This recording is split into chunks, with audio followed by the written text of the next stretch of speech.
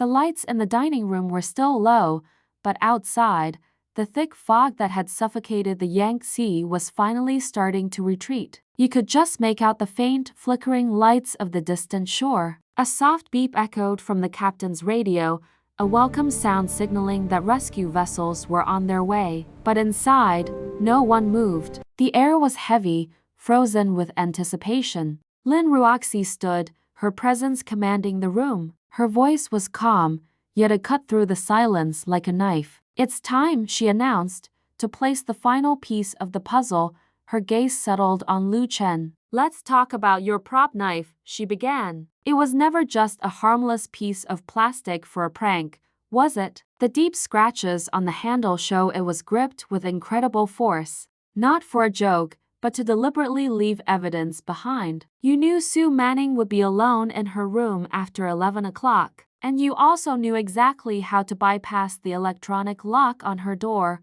Lu Chen's head sank low, his silence a confession in itself. He offered no denial, no defense. Lin Ruoxi then turned her attention to Yi Wei. "And you," she said, her tone softening slightly, "you created the perfect distraction. Your live stream was a masterclass in misdirection. You made as much noise as possible, ensuring all eyes were on you. The dramatic threats, the public warnings, the staged breakdowns. It was all designed to make you the most obvious, most theatrical suspect. It was the perfect reverse alibi. Who would suspect the person practically screaming, 'I am the killer,' was actually just creating a smokescreen?" Yi Wei's eyes, already red-rimmed, welled up, but a bitter, defiant smile touched her lips. "Don't stop now," she challenged. "Go on."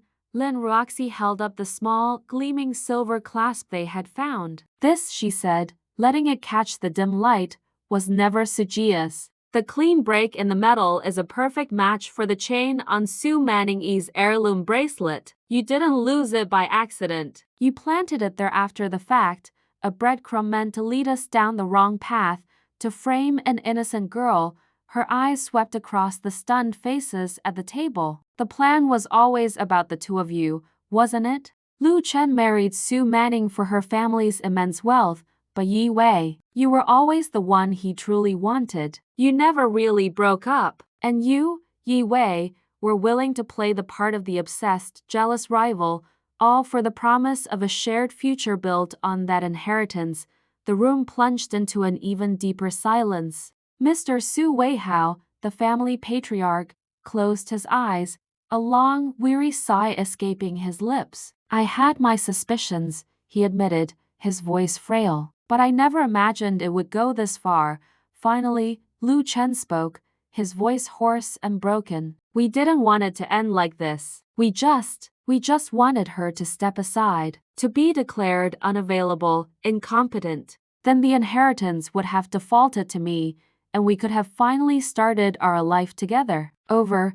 Yi Wei rose slowly from her chair, her body trembling, but her voice was surprisingly firm. "It's true," she said, locking eyes with Lin Ruoxi. "I loved him. I've loved him since our university days. But Sue Manning took everything from me. She took my friend, she took my future, and she took the man I loved. So yes, I helped him. I helped us." Lin Ruoxi nodded, her expression a mix of pity and resolve. "But the plan went wrong," she stated. "During your argument, Sue Manning must have sensed something was deeply wrong. She threatened to change her will, to cut you out completely. That's when you panicked. You knew you had to act immediately." Tears streamed freely down Yi Wei's face as she nodded. "I walked through the corridor in the fog, a ghost on the ship. I used the maintenance override to get into her room. I did what had to be done. Then I left, planting the clues, making it look like a crime of passion,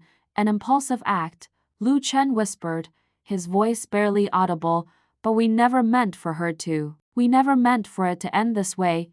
Yi Wei turned to him, her gaze suddenly soft, filled with a desperate, tragic love. "It's over now, my love," she said. She reached into her pocket and pulled out a small, dark vial, the same sedative she'd claimed to need earlier. "I won't stand trial. I won't let our story become another spectacle for the tabloids and live streams."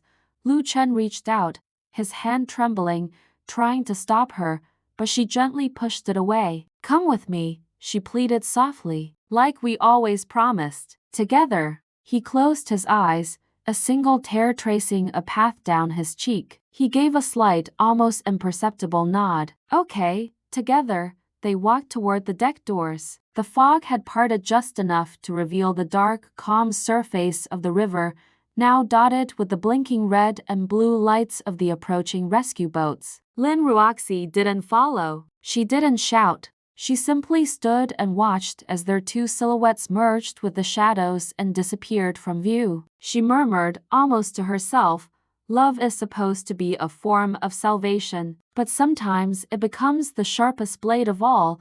The remaining passengers sat in stunned, horrified silence. Mr. Su Weihao tapped his cane once on the floor, the sharp sound echoing the finality of it all. "It's finished," he declared. Outside, the Oriental Star cruise ship slowly, silently approached the dock. The mighty Yangtze River flowed on, indifferent, as everything returned to a chilling, profound quiet. Thanks for watching. Don't forget to like and subscribe for more mysteries.